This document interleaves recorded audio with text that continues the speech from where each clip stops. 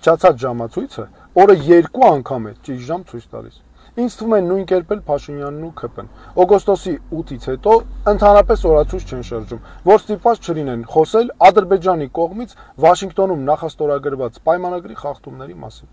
Իսկ ես ՔՊ-ի համար նոր փաստեր ունեմ ու հստակ արձանագրում եմ, որ այդ փաստերը ապացուցում են Արևմտյան Ադրբեջան զավթողական անվանումով կազմակերպության գործունեությունը ավելի է ինտենսիվանում, իսկ այդ զավթողական ռազմավարությունը նոր թափ է հավաքում։ Տեսեք, ընդամենը 3 Ադրբեջանում տեղի ունեցել այս խոշորագույն միջոցառումը։ Այս միջոցառումը կազմակերպվել է Ադրբեջանի նախագահի հովանավորությամբ եւ այստեղ Ադրբեջանի բարձրաստիճան պաշտոնատար անձինք գոհունակությամբ արձանագրել են, որ Արևմտյան Ադրբեջան թեմայով նախագծերի որակական եւ քանակական ցուցանիշների էական բարելավում ունեն։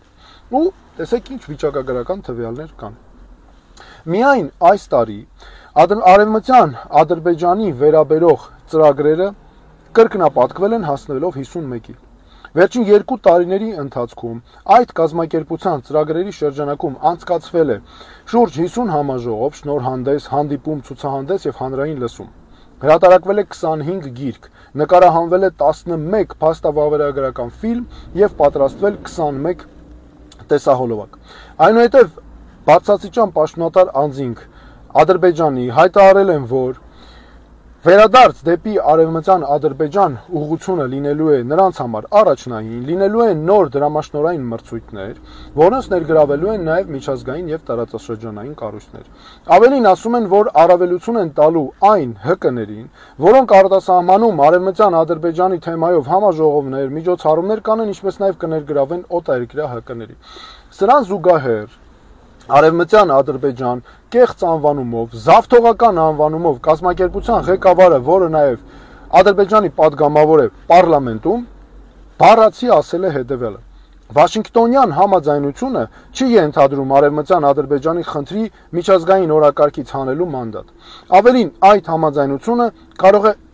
ավելի արագացնել մեր վերադարձը։ Արևմտյան Ադրբեջանի խնդիրը 100 հազարավոր մարդկանց միջազգային իրավունքի վրա հիմնված իրավունք է եւ ոչ մի փաստաթուղթ կամ համաձայնություն այն օրակարգից հանելու իրավունք չունի։ Ավելին, այս մարդը նաեւ հայտարարել է, որ գնալով կազմակերպությանը անդամակցող անձանց թիվը աճում է։ Հիմա այս ամենը ուսումնասիրելուց հետո ինչպես կարելի է հայտարարել, որ Ադրբեջանի նախագահը դադարեցրել է գործունեությունը այս ուղղությամբ ու ավելին ասել, որ մի հատ էլ ընդհանրապես փակել են այս կազմակերպության գործունեությունը ու պետք չի դա ընդհանրապես բանի տեղ դնել։ ՔՊ-ի այս ամենի նկատմամբ վերաբերմունքը ինձ հիշեցնում է, գիտեք ինչ, երբ մարդը գնում է բժշկի, բժիշկը ախտորոշում է դնում, ախտորոշում է տալիս եւ նաեւ նշանակում է դեղեր ու տալիս է խորհրդատվություն, որպեսզի բանը չհասնի վիրահատական միջամտության։ Ու այդ բժշկին լսելու, բժշկի խորհուրդներին հետևելու փոխարեն սկսում են վիրավորանքներ հասցնել բժշկին։ Ընդ որում նորից եմ կրկնում, որ Ադրբեջանից եկող այս ծավալապաշտական քաղաքականությունը գոյաբանական վտանգներ է պարունակում մեր երկրի համար, բայց շատ կարևոր եւս մի հանգամանք, սա նաեւ վտանգում է տարածաշրջանում կայունությունն ու խաղաղությունը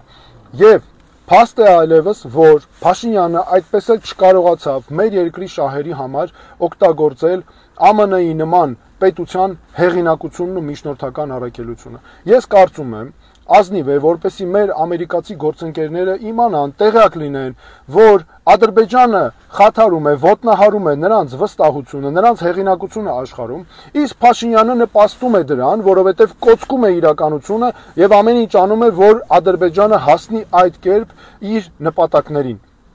Ես լինեմ երկրի ղեկավար, ամեն ինչ կանեմ աշխարհում գործադրելով բոլոր դիվանագիտական միջոցները, գործիքները, մեր սփյուռքին ներգրավելով, ցույց տալու համար այս կազմակերպության իրական վտանգները, ռիսկերը մեր երկրի համար, բայց նաև հարավային Կովկասի համար, բայց նաև խաղաղության համար ընդհանուր, սա նաև անհրաժեշտ է այո Ադրբեջանի ժողովրդի համար, որպեսզի ի վերջո խաղաղություն տեղի ունենա